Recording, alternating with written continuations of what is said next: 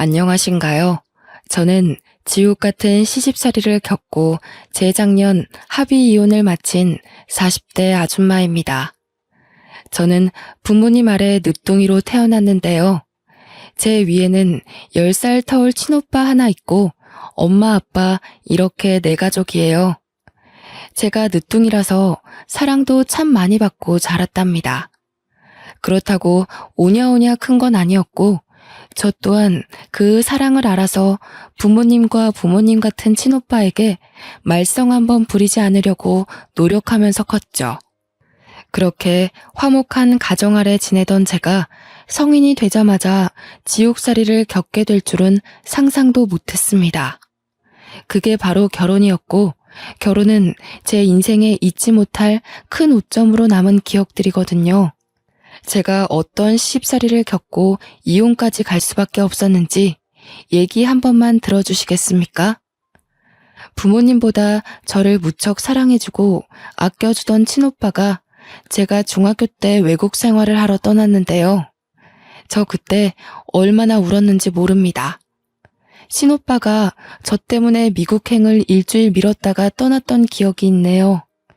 떠나고도 제가 걱정되었던 친오빠는 꼬박꼬박 문자로 저에게 안부를 물어줬어요.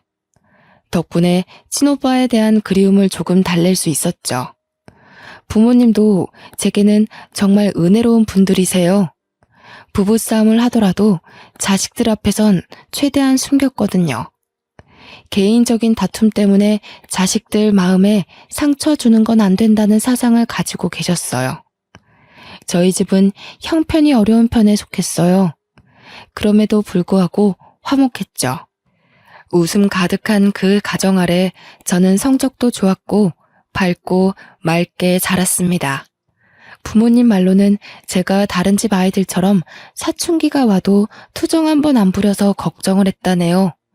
그 말을 듣고 내가 그랬나? 하면서 얼마나 웃었는지 몰라요.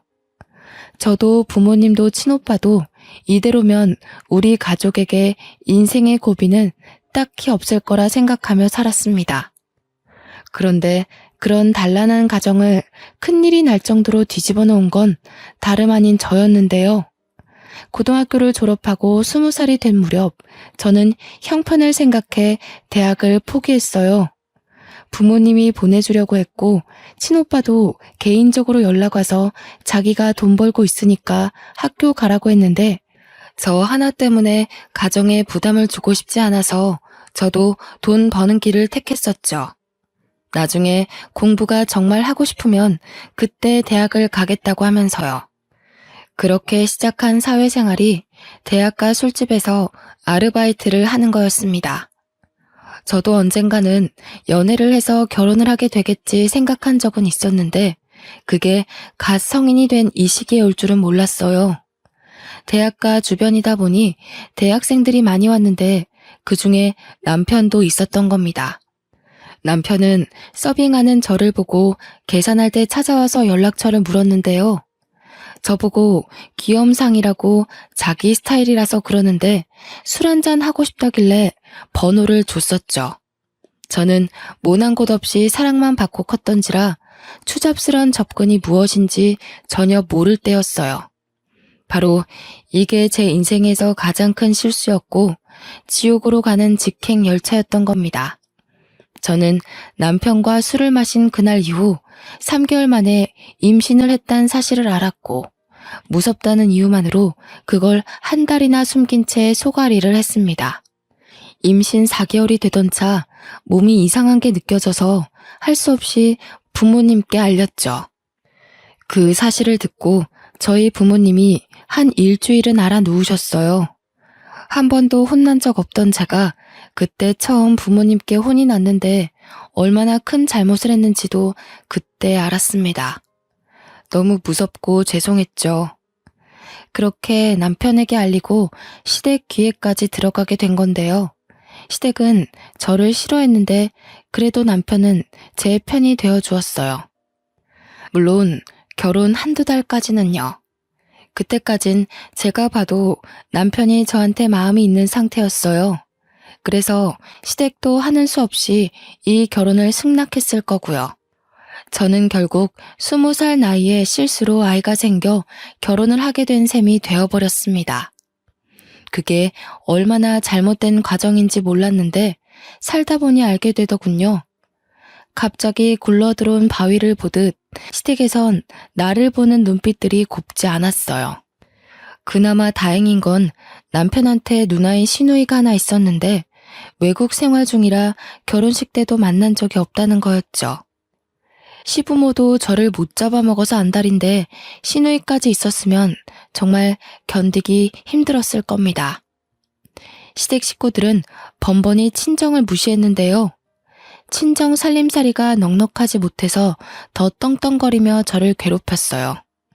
저는 친정에서 이 사실을 알면 속상할까봐 어디 티내지도 못하고 혼자 끙끙 앓기만 했죠. 종종 친정에서 연락이 오면 거짓말로 편하게 잘 지내고 있다고 다들 식구처럼 잘해준다고만 했어요. 남편이란 놈도 처음엔 안 그랬는데 제 배가 남산만해지니까 한순간의 실수로 지 인생 망했다고 꼴 보기 싫으니까 방에 좀 들어가 있으라고 저를 구박하기 시작하더군요. 그땐 정말 기댈 곳 하나 없는 시댁에서 많이 힘들었습니다. 직설적으로 날아오는 상처가 처음이기도 해서 극복할 힘을 전혀 몰랐을 때였어요. 확실히 세탁소하는 저희 친정에 비해 시댁이 잘 사는 게 맞아요.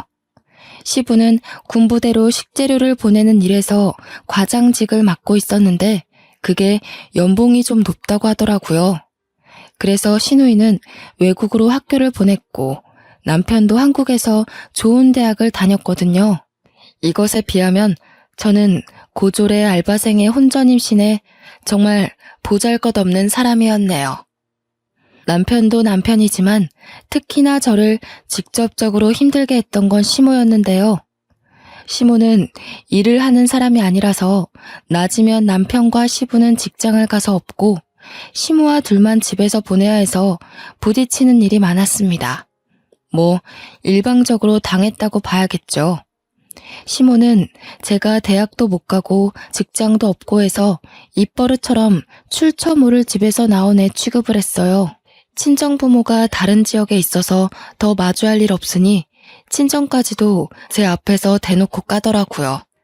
내가 너만 보면 속이 터진다. 여자애가 피임할 줄도 모르고 학교에서 그런 거 안 배웠니? 아니면 작정하고 우리 아들 발목 잡고 싶어서 숨긴 거야? 진작 말했으면 애 지웠을 거 아니야. 내가 쪽팔려서 며느리가 대학도 못 나온 애라고 어디 말도 못해. 아이고 내 팔자야. 말년 다 돼서 이게 무슨 불운인지 모르겠다. 이렇게 며느리 복이 없는 줄 알았으면 어디 부적이라도 살 걸 그랬어. 주말이라 시부가 출근을 안 할 때면 시모 옆에서 꼭 한마디씩 덧붙였는데 시부의 말은 시모에 비해 좀 더 직설적이고 한방이 강한 편이었어요. 두 분은 제가 화장실을 갈 때도 거실에 앉아 눈을 부릅뜨고 지켜봤거든요. 화장실 안에서 소리도 못 내겠더라고요. 그런 환경에서 어떻게 아이가 버텼는지 모르겠어요. 너무 스트레스 받아서 유산될까 싶었지만 다행히 아이는 건강하게 태어났거든요. 정말 사랑스러운 아들이었어요. 태어난 아들에게 엄마의 비참한 꼴을 보이고 싶진 않았는데 저는 예나 후나 식사 자리에서도 시댁과 겸상을 하지 못했습니다. 어디랐니? 저기 청소 덜 됐더라. 거실에 먼지 구덩이 한가득이야. 저거 먼저 닦고 와서 먹으렴. 앉기 전에 샤워 싹 하고 먹어. 먼지 잔뜩 묻히고 밥상머리 앉는 거 아니다. 항상 밥 먹을 때가 되면 시모가 제게 일을 시켰어요. 저는 그 의도가 무엇인 줄 알지만 눈치 없는 척하며 고분고분 행동했죠. 시댁 식구들이 식사가 끝날 때까지 돌아가지 않기도 했어요. 그래도 어린 아들 밥은 먹여주더라고요. 그거면 됐다 생각하며 하루하루 스스로를 다독이며 살았습니다. 저는 결혼하고 나서부터 밤에 혼자 올 때가 많았는데요. 언젠가부턴 너무 서럽던 나머지 아들이 깬 걸 알면서도 울음을 참지 못해 소리 내는 날이 들어갔어요. 저와 남편은 제 배가 부르고 나서부터 각방을 썼는데 아들은 꼬박 저와 함께 자더라고요. 남편은 지 자식인데도 아들을 불편해하는 티를 내서 아들도 아빠 옆에 잘 안 갔거든요. 제가 이 각박한 공간에서 버틸 수 있는 유일한 이유는 바로 제 아들 때문이었어요. 아들이 없었다면 더는 버티지 못하고 가출을 했을 거고 친정에도 알리지 못해서 밖을 떠돌다가 여기저기 끼니를 구걸했을지도 모를 일이죠. 시댁의 거침없는 질타는 제 아들도 예외가 아니었는데요. 시모는 제 아들이 말을 알아듣기 시작하고부터 대놓고 앞담을 일삼았습니다. 으이구, 지엠이 닮아서 공부도 더럽게 못하네. 손주라고는 하나 있는 녀석이 공부를 이렇게 안 하면 쓰나. 네 아빠나 네 고모는 다 머리 좋은 사람인데 하필 닮아도 애미의 못난 부부만 닮았다니. 내가 손주복까지 없는갑다. 아이고 머리야. 시모는 제 아들이 성적이 못 나와도 편식을 해도 어디 다쳐서 와도 전부 제 피가 섞여서라고 했습니다. 천박한 피가 섞이니 그 피를 받은 아들도 엄마 따라 둔치 같다고 하더군요. 저는 저를 욕하는 건 1000번 만번 참을 수 있지만 제 아이를 욕하는 건 엄마로서 참을 수가 없었어요. 아이가 한두 살 커갈수록 구박이 심해져서 몇 번은 아이를 계속 피신시켰지만 그것도 한두 번이지 계속은 무리가 있잖아요. 최대한 시부모님을 안 마주치게 하고 싶은데 한 집이다 보니 그렇게도 못하고요. 그저 부디 아들이 몰라주길 바랬는데 어느 날 아들이 방에 단둘이 있을 때 정말 가슴 찢기는 말을 하더라고요. 내가 바보 같아서 엄마가 자꾸 할머니한테 혼나는 거야? 내가 잘하면 엄마 안 혼나도 돼? 나 때문에 엄마가 혼나는 것 같아서 미안해. 나 이제 바보 안 될게. 할머니한테 그만 혼나게 해줄게, 엄마.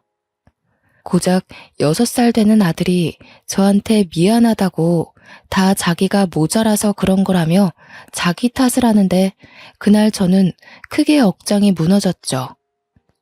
한참 못 모를 아이 입에서 어떻게 이런 말이 나올 수가 있단 말입니까?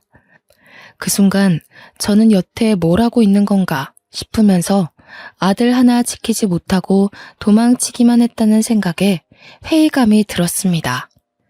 며칠 후 여느 때처럼 시모가 아들의 실수를 가지고 나무랄 때가 있었는데 아무리 그래도 어떻게 아이한테 자꾸 그런 심한 말을 할 수가 있나 싶어 그날은 저도 시모에게 대꾸를 했습니다. 어머님, 제가 미우신 거면 저만 나무라세요. 이 어린아이가 뭘 그렇게 잘못했다고 그런 모욕을 주세요? 어머님 때문에 애가 벌써부터 눈치가 늘어서 더 실수하는 거잖아요. 뭐야? 몇 년 좀 살았다고 이 시애미가 웃음니? 이제 대드네. 처음 우리 집 왔을 때는 고개 쳐받고 들지도 못하던 년이 꼴에 엄마 노릇 좀 하고 싶은가 보지? 제발 애 앞에서 말 좀 가려주세요. 어른이면 어른답게 아이 앞에서 모범을 보여야 하는 거 아닌가요? 제 아들 잘못 크면 어머님께서 책임지실 거예요? 어머님 손자잖아요. 어머님 아들 핏줄이잖아요. 버르장머리 없는 것이 어디라고 목소리를 높여? 니까짓 게 감히 이 시애미한테 훈수질하는 거니? 기가 막혀서 그동안 한 소리 하지 못해서 어떻게 참았다니? 이렇게 시애미 잡아먹을 것처럼 노려보고 싶어서 얼마나 벼르고 있었냐고. 저 분명 경고했어요. 또 제 아들한테 나쁜 소리 하시면 저 계속 안 참을 겁니다. 어머님이고 아버님이고 저는 제 아들만 생각하고 행동할 거예요. 그러고 나서 애 앞에서 제 꼴이 더 우스워질까봐 또다시 황급히 피하는 걸 택했습니다. 닫힌 방문 밖으로 시모가 소리 지르며 당장 나오라고 겁주긴 했다만 아들 챙기면서 애써 무시했죠. 솔직히 무서웠거든요. 이렇게 누군가와 싸워본 게 처음이라서요. 손을 덜덜 떨면서 아들 옷을 갈아입히는데 아들이 그 고사리 같은 손으로 제 얼굴을 문질러 주더라고요. 몰랐는데 제가 울고 있었나 보더라고요. 아들이 엄마 울지 말라고 안아주기까지 하는데 저는 그저 엄마가 이 모양이라 아들에게 미안할 뿐이었습니다. 그래도 그때가 처음으로 시모한테 대들어본 순간이었는데요. 두세 마디 대들어서 그런가 그동안 꽉 들어찼던 응어리가 좀 뚫리는 느낌이더라고요. 약간은 숨통이 트이는 듯 했죠. 제 아들은 참 고맙게도 살얼음판 같은 환경에서 잘 커주었어요. 아들이 중학생이 되었을 무렵 사진으로만 봤지 아직 한 번도 만난 적 없는 시누이한테서 연락이 왔는데요. 미국에서 선물을 보내왔더라고요. 주말 아침부터 시부모님과 남편이 신이 나서 선물을 막 구경하대요. 듣자 하니 시누이가 새로 사귄 남친이 있는데 결혼을 앞둘 정도로 오래 만났고 깊어졌다고 해요. 그 남친이 시댁 식구들에게 주는 선물이라고 그러더군요. 감히 바랬던 건 아니었지만 시부, 시모 남편의 선물은 있는데 저와 아들의 것은 없었어요. 당연한 건데도 시누이와 시누이의 예비 신랑이 미웠습니다. 그깟 선물 필요 없지만 이런 식으로 어린 아이한테 상실감을 줄 필요는 없잖아요. 하필 그날이 아들 생일이었는데 중학생이 된 아들에게 엄마가 돼서 새 가방 하나 사주지 못해 마음에 걸렸던 참이었거든요. 생일날 선물 하나 사주려고 요번에 남편이 주는 생활비를 조금씩 아껴서 돈을 빼놓긴 했다만 시댁 식구들의 저 꼴을 보고 반충동적으로 오후에 집을 나섰어요. 나가서 남자 아이들한테 인기 있는 새 가방 하나를 구입했죠. 이거 하나 사는데도 시모가 저보고 갈 데도 없는 년이 어딜 돌아다니냐며 쏘아붙이던 걸 무시하고 나와서 산 거예요. 아들, 생일 축하해. 엄마가 케이크도 해주고 싶은데 빵집에 케이크가 다 팔렸다네. 촛불 못 불어서 미안해. 초등학교 때 매던 가방 들고 다니느라 불편했지? 엄마가 진작 사줬어야 하는 건데 너무 늦었다. 마음에 들어? 매번 제 눈물을 닦아주기만 했지 한 번도 눈물을 보인 적 없던 아들이 그날 제가 주는 선물을 받고 울더라고요. 어느새 저보다 커져버린 아이가 일어나서 저를 안아주는데 사춘기라 말수가 줄었던 아들이 제게 이런 말을 했습니다. 미안해 엄마. 내가 너무 어려서 아무것도 해줄 수가 없어서 미안해. 너무 고마워. 내가 빨리 커서 얼른 어른이 돼서 엄마를 이 지옥 구덩이에서 꺼내줄게. 엄마가 내 엄마라서 난 이미 행복하니까 나한테 미안해 하지 마. 이때 들은 아들의 말을 저는 아직도 생생하게 기억하고 있어요. 아들이 이런 생각을 하고 있는 줄 몰랐거든요. 비로한 제 삶 때문에 한참 뛰어놀아야 할 나이에 너무 무거운 책임을 느끼게 해버리는 것 같아서 저는 더없이 속이 아팠습니다. 저와 아들은 그렇게 한참을 부둥켜 안고 서로를 위로했어요. 정말 오랜만에 느껴보는 따뜻한 마음이었죠. 아들은 그 후로 눈에 띄게 성적이 올랐습니다. 학원도 안 보내주는데 알아서 잘해주는 아들이 기특하더군요. 제가 시댁에서 노예처럼 부러져도 아들이 낡아빠진 환경에서 공부하는 것보단 그래도 이 집에서 몸 편하게 공부하는 게 좋잖아요. 이것 덕분에 버틸 수 있는 의지가 또 생겼나 봅니다. 제 나이 30대 후반을 향해 갈 무렵이었어요. 여전히 살얼음판 같던 집안이 한 번 더 난장판이 된 적이 있었는데요. 한날 남편이 진심으로 결혼하고 싶은 여자가 생겼다며 어여쁜 아가씨 하나를 집에 초대한 겁니다. 저와 아들이 집에 있는 거 알면서도 데려왔더라고요. 그런데 아가씨한테 저희를 뭐라고 소개했는지 아가씨는 전혀 개의치 않은 표정으로 집안 식구들에게 인사를 하더군요. 저는 이 이후 남편이 하는 말에서 저 아가씨가 뭣도 모르고 남편을 만나고 있구나 생각했죠. 아줌마, 저녁은 두부 전골로 해주세요. 제 여자친구가 두부 좋아하거든요. 은지야, 못 먹는 거 있어? 그럼 이 아줌마한테 말씀드리면 돼. 주문하면 알아서 해드릴 거야. 어머, 정말? 오빠는 집에 가정부도 있구나. 그런데 왜 가정부를 써? 집이 더 비좁지 않아? 그렇게 큰 집은 아닌 것 같은데. 아, 엄마가 허리가 아파서 요리가 안 되고 청소도 못 하시거든. 집안일 할 사람이 없어서 불렀지. 우리 집안이 가정부 하나 못 쓸 형편은 아니니까. 남편이 저를 창피해서 주변 사람들에게 소개 안 했다는 건 알고 있었지만 아예 총각인 것처럼 행세하고 다닌 줄은 몰랐습니다. 저를 앞에 두고 대놓고 와이프로 안 보는데 그걸 시부 시모는 별일 아닌 듯 지켜만 보더군요. 알고 보니 여자가 남편이 다니는 전자기업에 같이 근무하는 대리 직원이라고 하대요. 저와는 다르게 명문대의 대기업의 어린 나이임에도 대리 직원이라고 하니 시부모는 이미 그 여자한테 마음이 가버린 듯 보였어요. 제게는 한 번도 보여준 적 없는 따뜻한 표정으로 그 여자를 대하고 있었거든요. 어쩜 이렇게 곱게 생겼을까? 어린 나이에 벌써부터 대리라고요? 어지간히 노력형인가 보네. 부모님이 두 분 다 교사라고 들었는데 그런 말 다 했지. 더 안 봐도 사람이 야무지겠어. 시집살이도 남편의 개무시도 다 참겠는데 이건 좀 고비더라고요.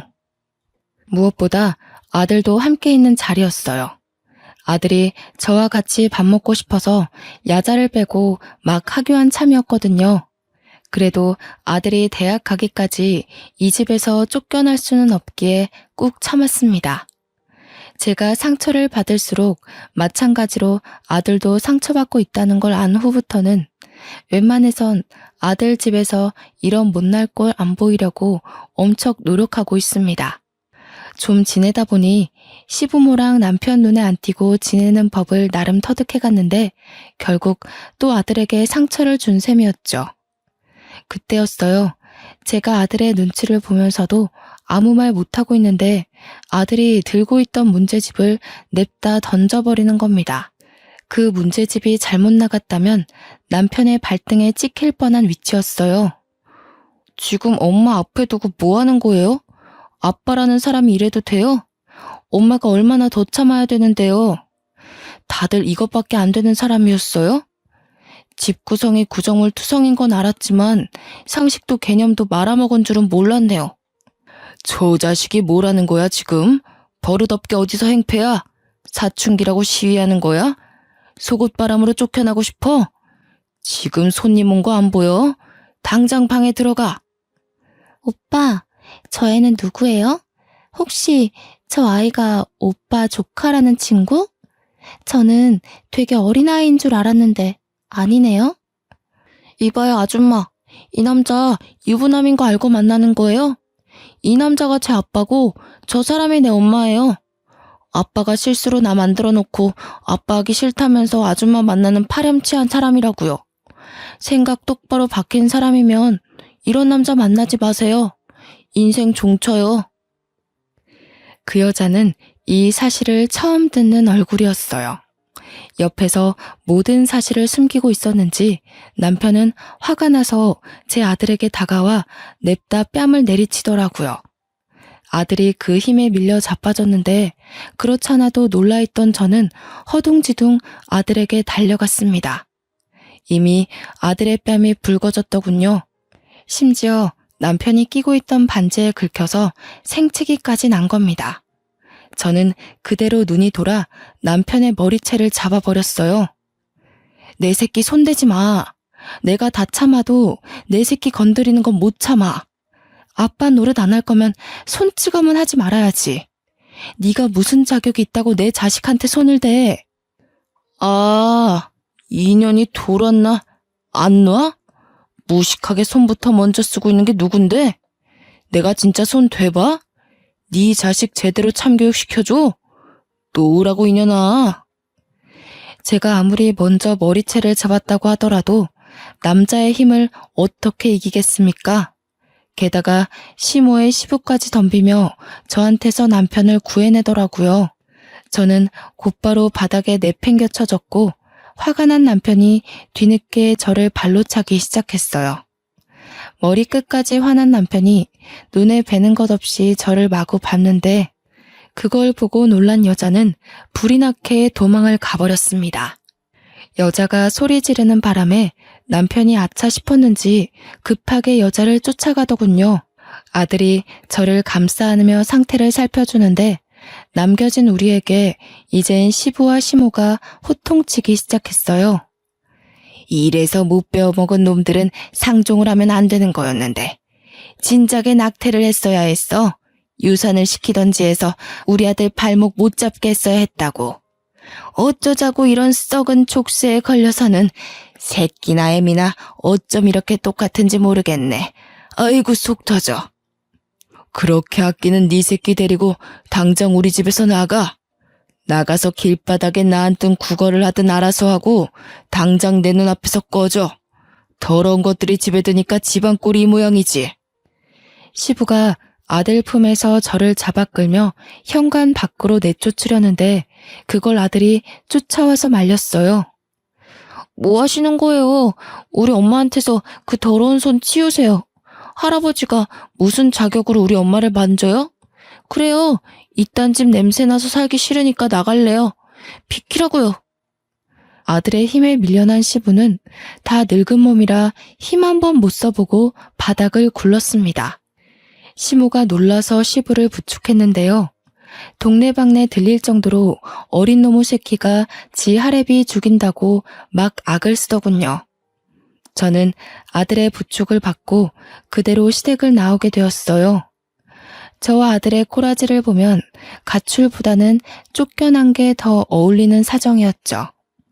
저 혼자 쫓겨난 거라면 어디 골목 구석에 가서 하룻밤 보내면 되겠다만 아들이 있는 상황에서 그럴 순 없었어요. 아들마저 저처럼 비료한 삶을 살게 할 수는 없잖아요. 그래서 어쩔 수 없이 친정에 연락하게 되었는데 10여 년 만에 제 사정을 처음 고백하는 순간이었죠. 집을 나왔다는 제 사정을 듣고 놀란 친정은 새벽임에도 그 먼 거리를 달려서 저와 아들을 데리러 왔습니다. 왜 여태 말 안 했어? 어떻게 사람이 사람한테 이런 짓을 할 수가 있냔 말이야. 당장 앞장서거라. 내가 오늘 가서 사돈 같지도 않은 그 시궁창 집안 다 때려 부실 테니까. 아휴, 이 어린 것을 때릴 데가 어디 있다고. 우리 새끼 얼굴 흉진 것 좀 봐. 아니, 아빠라는 사람이 어떻게 지 아이 뺨을 쳐? 하렘이 하렘이 되는 사람은 또 이걸 지켜만 봐? 무슨 그런 집안이 다 있다니. 우리 손자 얼마나 놀랐겠어. 친정 부모는 저와 아들의 몰골을 보고 많이 화가 나서 시댁을 알려주지 않으면 경찰을 통해서라도 찾아낼 심산이었어요. 친정 부모님의 재촉에도 제가 머뭇거리고만 있자 아들이 대신 나서서 시댁 주소를 알려주는 겁니다. 일이 커지는 게 걱정되어 말해주길 망설였던 건데 불안한 눈으로 아들을 바라봤더니 아들이 그냥 손을 꼭 잡아주더군요. 그런데 하필 가는 길에 친오빠한테 전화가 오더라고요. 시차가 달라도 친오빠는 한국이 새벽인 줄 알아서 전화를 안 하는데요. 급한 일인가 싶어서 엄마가 전화를 받았어요. 어머, 한국 왔다고? 이렇게 갑자기? 그래, 결혼할 여자가 있다고 했지? 근데 아들, 우리가 지금 집에 없어. 급하게 순이 시댁에 가는 중이다. 글쎄, 그 집에서 내 딸 몰골을 거짓골로 만들어놨잖니. 내 귀한 손자 뺨까지 때리면서 꺼지라고 했다더라. 뭐라고요? 그게 무슨 말이에요? 순이 다쳤어요? 저번 달까지만 해도 그런 말 없었는데. 지금 순이랑 같이 있는 거예요? 시간이 몇 시인데 이 시간에 사람을 밖에 내보낸다니요. 순이 이 미련한 것이 시댁에서 종살이 하면서도 말을 안 했더라고. 혼자 끙끙 앓기만 하고 10년 넘게 굴려지며 살았다는 거야. 너 순이 성격 알잖아. 어디 말썽 한번 부린 적 없는 애라는 거. 자기네들이 뭔데 내 딸한테 함부로 욕하고 손찌검을 한다니? 순이 이 녀석을 정말. 그래서 어디에요? 지금 갈게요. 그 집 주소 좀 보내주세요. 저도 들은 이상 가만 못 있어요. 거기 가서 뵐게요, 엄마. 친오빠가 10여 년 만에 한국을 돌아왔는데 결혼 준비를 하기 위해서라고 했어요. 결혼할 여자도 한국 여자라고 했고요. 기쁜 소식으로 돌아온 오빠에게 여동생이란 작자가 이런 못난 꼴로 맞이해서 그것도 미안했습니다. 친오빠가 절 얼마나 걱정하고 있을지, 저 때문에 얼마나 화가 났을지 저는 알거든요. 어릴 때 친오빠는 제가 친구한테 빌려준 볼펜을 못 받고 있을 때 직접 나서서 그 친구를 참교육시키는 사람이었어요. 늘 저를 과하게 아껴주고 든든한 뒷배가 되어준 사람이라는 말이죠.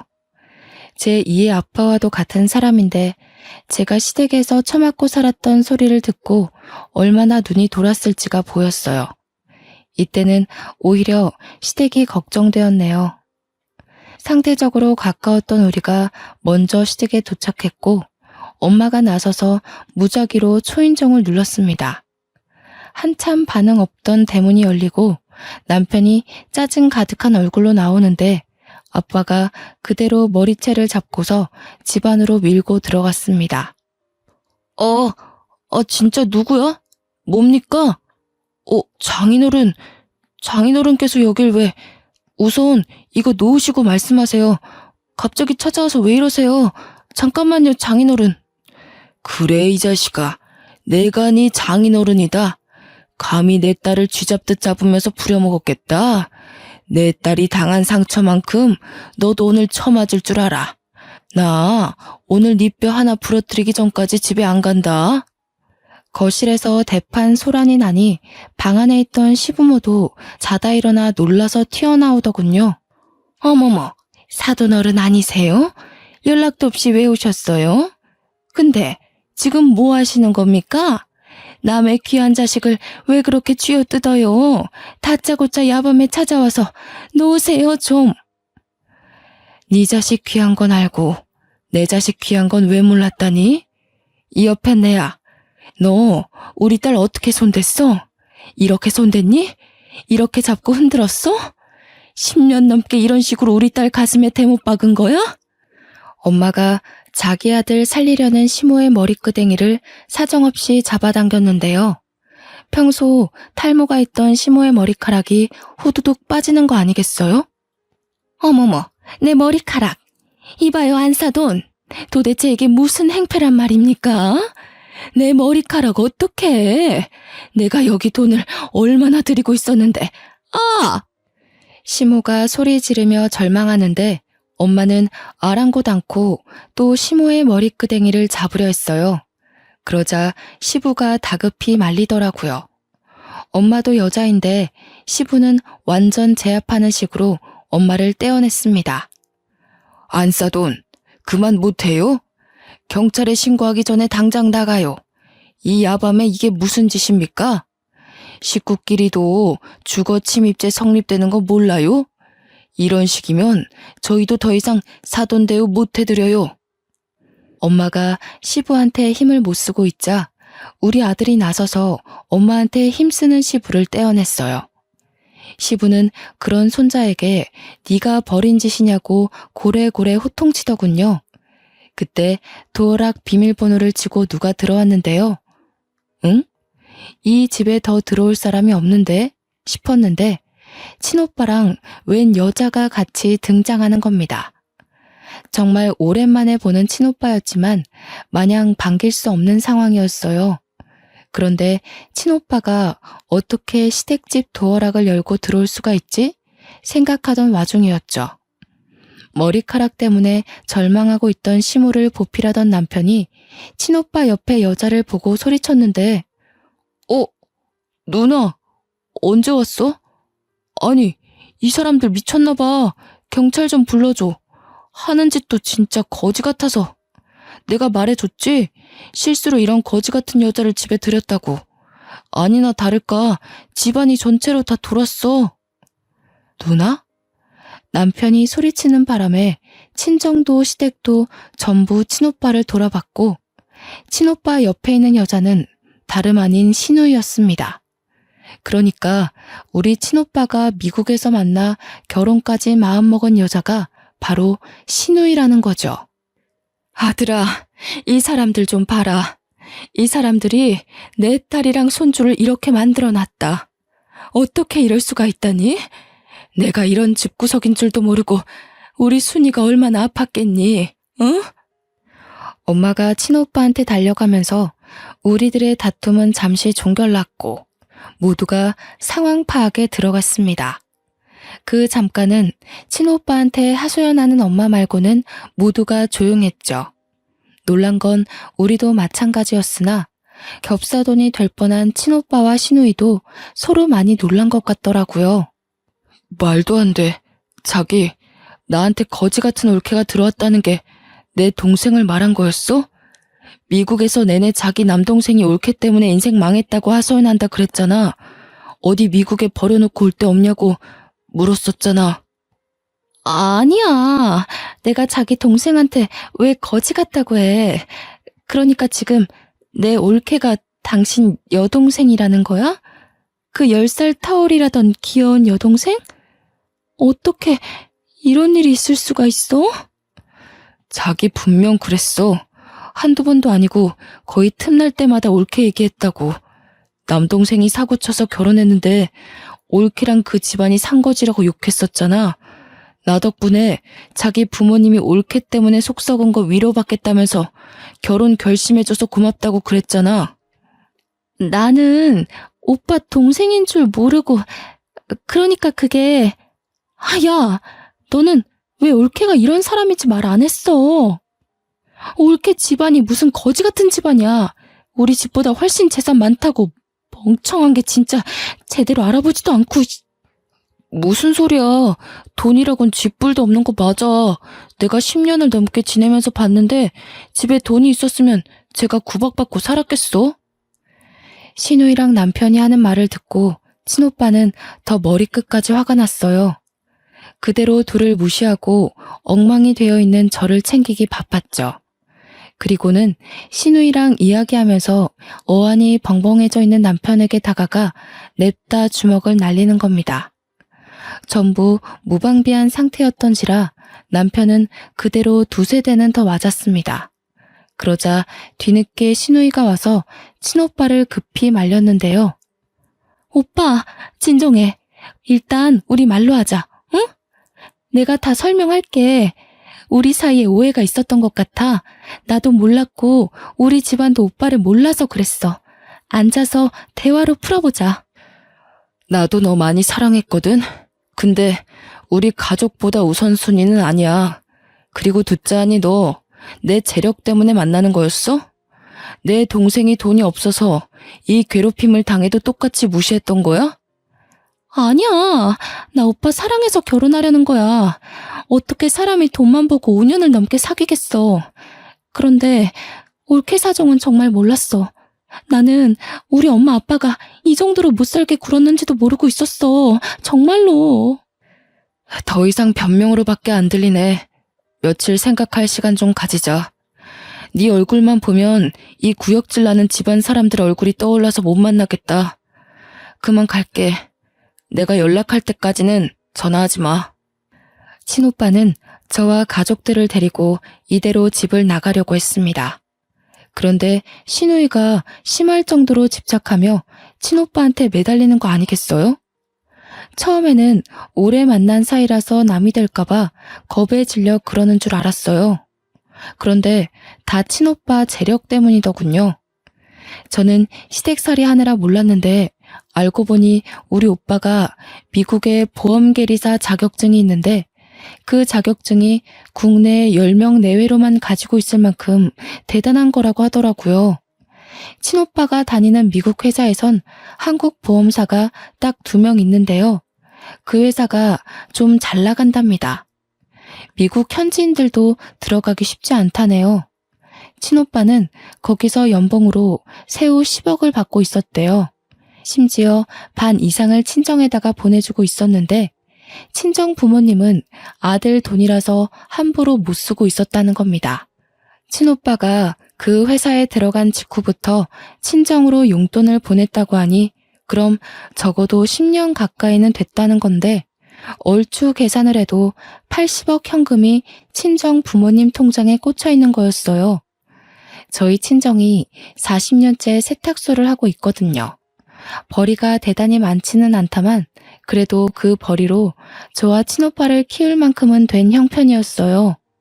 시댁에서 하도 무시를 해서 그렇지 동네 세탁소 치고 나쁘지 않은 벌이었습니다. 또 친정 부모님이 워낙 알뜰해서 돈을 허투루 쓰지 않는데 매달 적금까지 했으니 대략 90억이 그냥 뜬 돈으로 있는 셈이었죠. 당연히 부동산 재산은 빼고 말씀드린 겁니다. 친오빠가 친정으로 돈을 보내주고 있는지 몰라서 저 또한 저희 집 재산을 모르고 있는 실정이었거든요. 저도 시댁과 마찬가지로 좀 놀랐답니다. 시누이는 매정하게 돌아서는 친오빠를 더 붙잡으며 시댁 사람들한테 고래고래 소리치기 시작했어요. 빨리 와서 무릎 꿇고 빌어 다들. 엄마 아빠 지금 어떤 사위를 놓치게 생겼는지 알아? 이 사람이 얼마나 대단한 남자인지 아냐고.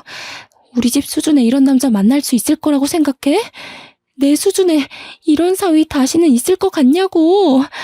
부모가 돼서 왜 딸 앞길을 막아? 왜 내 인생 망가뜨려? 당장 잘못했다고 빌라고. 시누이가 굉장히 한성가라는지 시댁들이 다들 아무 말도 안 하고 벙쪄 있더라고요. 그때 친오빠한테 얻어맞은 남편이 먼저 상황을 파악하고 급히 제게 다가와 손을 붙잡았습니다. 남편 손, 결혼식 때 잡아보고 처음 잡아보는 거였어요. 당신한테 오빠가 있었어? 왜 말 안 했을까? 나는 그런 줄도 모르고. 미안해 여보. 진작 말했으면 내가 여보한테 더 잘했지. 그동안 내가 심했지? 진심으로 사과할게.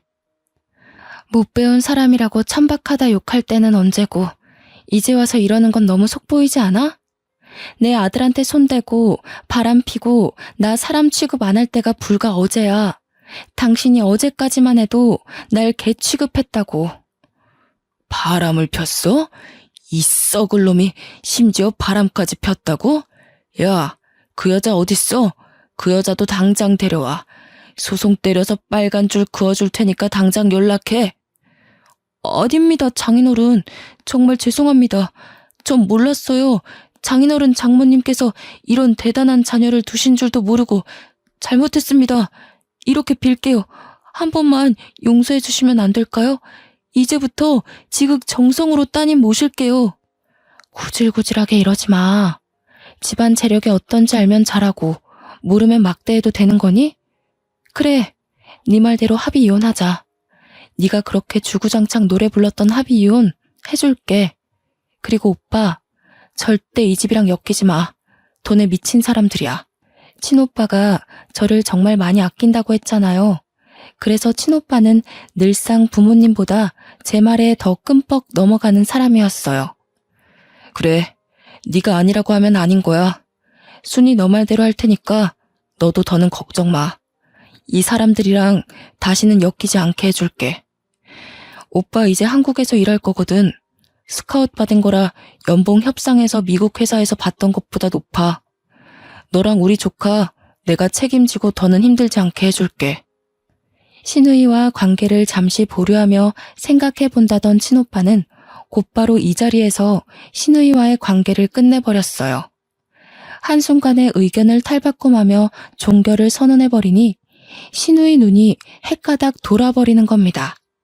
더 안 달라서 친오빠를 잡고 늘어지는 걸 이제 저를 잡고 애걸하기 시작하더라고요. 내가 이렇게 빌게 올케. 나 올케 오빠 없이 못 살아. 올케랑 나랑 얼굴 한 번 안 본 사이잖아. 초면이나 다름없는데 어떻게 이리 매정할 수가 있어. 우리 엄마 아빠랑 동생이 괴롭힌 거지. 나는 올케한테 잘못한 거 없잖아. 똑같이 천박한 핏줄이잖아요. 아가씨나 저 인간이나 시부모님 핏줄 받은 건 똑같은데 뭐 얼마나 다를까요? 그리고 그 피를 물려받은 제 아들이 당신들 때문에 엇나갈까 걱정 많이 했거든요. 다행히 시어머니 말대로 제 아들은 제 피만 가득 받았나 보더라고요. 뚝 부러지게 자라주는 것 보면. 저희는 그대로 시댁 식구를 외면한 채 나와버렸습니다. 시부모님은 차마 지네들 체면 구기지 못해서 자식들한테 원망만 듣고 있더라고요. 자기 자식들한테 질타받는 시부모님을 보는데 그것만큼 큰 벌이 있을까 싶었어요. 제가 이혼하러 갈 때도 친오빠는 연차를 내면서까지 동행해 주었거든요. 마음 약한 제가 또 시댁에 휘둘릴까 걱정되었던 거죠. 이혼 서류를 준비를 마치고 시댁으로 들어서는데 며칠 못 본 사이 시부모님 얼굴이 많이 퀭해졌더라고요. 남편도 시누이도 마찬가지였습니다. 시누이는 친오빠를 보자마자 또 달려들면서 매달리는데 많이 울었는지 얼굴이 퉁퉁 부어 있었어요. 남편은 제 일에 방해된다며 시누이를 데리고 잠시 방 안으로 들어갔고 저는 남편과 시부모님이 보는 앞에서 필요한 부분에 도장을 찍어 나갔죠. 여보, 윤우는 어떻게 지내? 한 번씩 윤우 생각날 때 연락해도 될까? 그래도 내가 아빠인데 평생 아빠를 안 보고 살 순 없는 거잖아. 아빠가 이렇게 살아있는데 어떻게 아빠 없이 커? 신경 쓰지 마. 윤우는 이미 초등학생 때부터 아빠 없다고 선생님들한테 말하고 다녔대. 이미 아빠 없이 크는 거에 적응했으니까 괜히 감정 낭비 안 하는 게 좋을걸? 윤우애미야, 우리가 그래도 함께한 정이 있잖아. 다시 한번 생각해 볼 수는 없겠니? 이혼녀 꼬리표가 붙으면 너도 이미지에 타격을 입을 거 아니야. 우리가 생각이 짧았다. 남의 집 귀한 자식한테 너무 모질게 대했어. 반성 많이 하고 있으니 어떻게 한번 생각해봐 줄 수는 없는 거냐? 내가 어디 가서 사정하는 사람이 아니란 거 애미 너도 잘 알 거 아니니. 그런데도 지금 내가 이렇게 사정을 해. 시애비 체면 봐서라도 이혼은 참고 넘기면 안 될까? 착각하시는 게 있는 것 같아서 말씀드릴게요. 자꾸 정이 있다고 하는데 저는 어머님 아버님께 단 한 번도 정을 느낀 적이 없어요. 그리고 때를 지나서 하는 반성은 반성이 아니에요, 아버님. 미련이고 후회지. 이쯤에서 이 집 식구들이랑 학을 뗄 수 있어서 다행일 뿐이네요. 소송 안 하는 것만으로도 고맙게 하시고 다신 보는 일 없도록 합시다. 저는 도장만 찍고 그 자리를 벗어났습니다. 친오빠도 시누이한테 모진 소리를 더했나 봐요. 친오빠가 나오는 방 안에서 시누이의 통곡 소리가 새어나오더라고요. 그렇게 한 2년이 흘렀는데요. 그 사이 한 번도 시댁 식구를 마주치는 일은 없었습니다. 아, 시누이는 아직도 친오빠한테 연락하며 시들어 가는 중이라고 들었어요. 친오빠가 번호를 바꿨는데도 기어코 그걸 알아내 연락을 한다더라고요. 그리고 우리 자랑스러운 아들이 20살이 되었는데요. 아들은 어른이 되자마자 쇼핑몰 창업을 했어요. 그런데 그게 남성 대표 쇼핑몰로 빠르게 자리매김했다는 거 아니겠어요? 돈을 헤프게 쓰는 아이는 아니지만 친오빠한테서 받은 용돈으로 늘 옷을 살 때부터 알아봤어야 했는데 이렇게 대단한 일을 이뤄낼 줄 몰랐어요. 막 시작했는데 벌써부터 일반 회사원보다 더 높은 연봉을 받고 있네요. 한 번은 어른이 되자마자 사회생활로 뛰어든 아들이 걱정이더군요.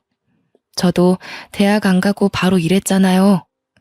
그래서 혹시나 아들이 사회에서 저 같은 취급을 받을까봐 아들에게 왜 대학 안 가냐고 조심스레 물어봤어요. 대학 안 간 엄마는 이렇게 삶이 피고 대학 간 아빠는 쫄딱 망하지 않았어? 나보고 쫄딱 망한 길잡이를 따라가라고? 나는 죽을 때까지 엄마만 보고 갈 거야. 엄마의 발자취를 따라가면 성공할 거란 확신이 있거든. 그리고 멋진 삼촌도 봐봐. 중간에 대학 자퇴했다고 들었는데. 참 예쁘고 똑 부러지는 아들이지 않나요? 이 때문에 별로 대학 갈 생각이 없다는 아들에게 저는 더 말하지 않았습니다. 스스로 잘해준 아들이 앞으로도 어련히 알아서 잘할까요? 중학생 때 저를 안아주고 울면서 엄마를 꼭 지옥 구렁텅이에서 빼내주겠다고 다짐했던 아들은 옛날에 친오빠가 저를 극진히 아꼈던 것처럼 똑같이 저를 모시고 있어요. 저는 친오빠가 해준 아파트에서 아들의 효도와 함께 호강하며 살고 있답니다. 말년까지 그런 시댁에서 불행하게 살다가 가는 건 아닌가 참 속상했거든요. 제가 무슨 잘못을 했길래 하늘은 내게 이런 시련을 주실까 원망도 했었고요.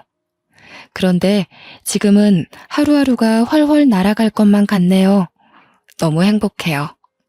저도 사랑을 받던 존재라는 걸 잠시 잊고 살았었는데 다시 그 기분이 되살아났답니다. 제 사연이 좀 흥미로우셨을지 모르겠어요.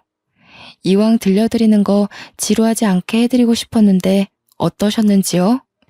피가 마르도록 미움을 받더라도 모두들 사랑받을 수 있는 존재라는 걸 꼭 마음속에 새기셨으면 해요.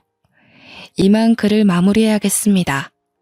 아들이 눈 나빠진다고 그만 자러 가자고 하네요. 그럼 지금까지 제 사연 들어주셔서 너무 감사합니다.